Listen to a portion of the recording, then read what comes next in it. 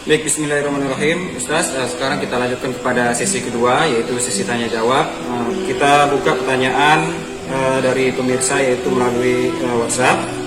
Baik, ini sudah ada satu pertanyaan dari saudara kita yang ada di Lombok Tengah. Adalah yang pertama, bagaimana hukum puasa bagi orang yang berpacaran dan meninggalkan sholat, Ustaz? Mohon jawabannya. Bismillahirrahmanirrahim.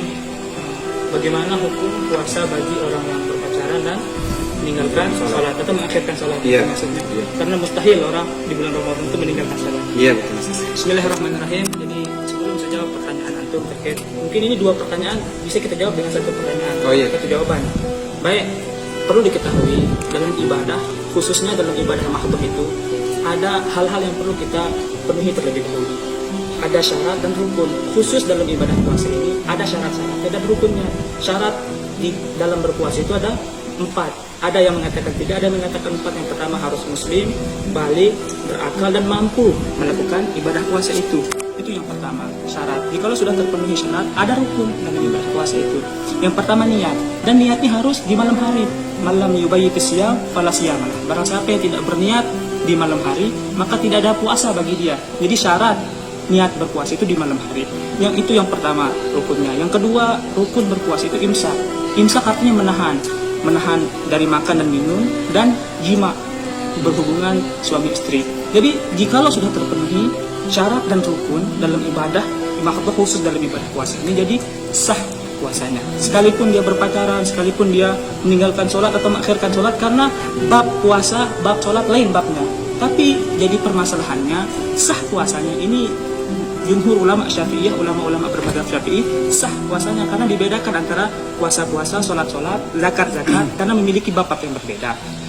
Tapi perlu diketahui dalam puasa ini ada istilah dua, mafsadat sama muhbitat.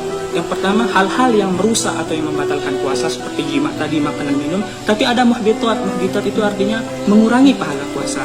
Contoh, Rasulullah SAW bersabda, "Man lam yada' qaula zur, falaysa lillahi hajah fi ayyada at'amah wa syarabah."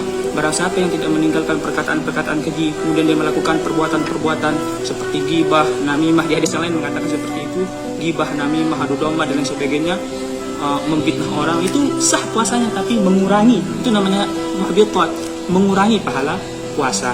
Ini pendapat yang pertama saya utarakan, sah tapi pahala puasanya kurang. Dan juga ada pertanyaan beberapa hari yang lalu, bagaimana ada orang yang berpuasa tapi dari ba'da subuh dia tidur sampai maghrib, bagaimana puasanya? Sah puasanya tapi nakis jiddan.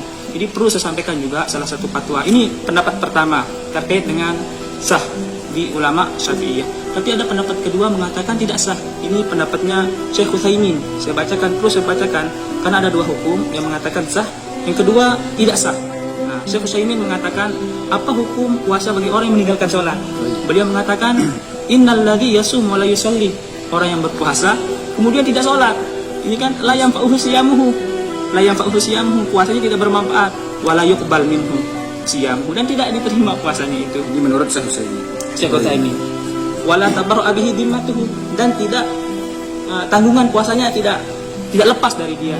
Jadi ini ada dua pendapat, sah dan tidak sah. Tapi saya yang masuk ke nalar pikiran saya, logika saya itu sah puasa ini karena memiliki bab-bab yang berbeda. Tapi Syekh Utsaimin memberikan analogi yang masuk akal juga. Kan salah satu tujuan berpuasa itu adalah la'allakum tattaqun, agar kalian bertakwa. Jadi pemahamannya adalah siapa yang meninggalkan sholat ketika berpuasa tidak ada takwa bagi dia, jadi tidak sah puasanya. Itu menurut Syekh Utsaimin. Jadi ada dua, sah dan tidak sah. Ini namanya hukum. Jadi tidak hanya terkait dengan ini, banyak sekali hukum-hukum fikih. Perbedaan pendapat itu sangat banyak sekali. Itu namanya hukum. Sekarang bagaimana cara kita menyikapi hukum itu? Sikap dalam artian mengambil yang mana kita ambil. Nah, jikalau kita sudah mengambil pendapat A dan itu sesuai dengan yang sesuai dengan ilmu yang kita miliki, jangan kita menyalahkan pendapat yang B. Mungkin itu saja yang bisa saya sampaikan terkait dengan hukum puasa bagi orang yang berpacaran. Dan saya berpesan kepada orang berpacaran ini, ya Allah Akbar, ini bulan puasa ya. Masya Allah. Jadi kembali kepada pribadi masing-masing. Baik, terima kasih Ustaz. Mungkin penjawabannya sudah cukup jelas. Mudah-mudahan yang bertanya juga bisa mengambil pelajaran atau manfaat dari apa yang sudah dijelaskan oleh Ustaz. Baik, terima kasih.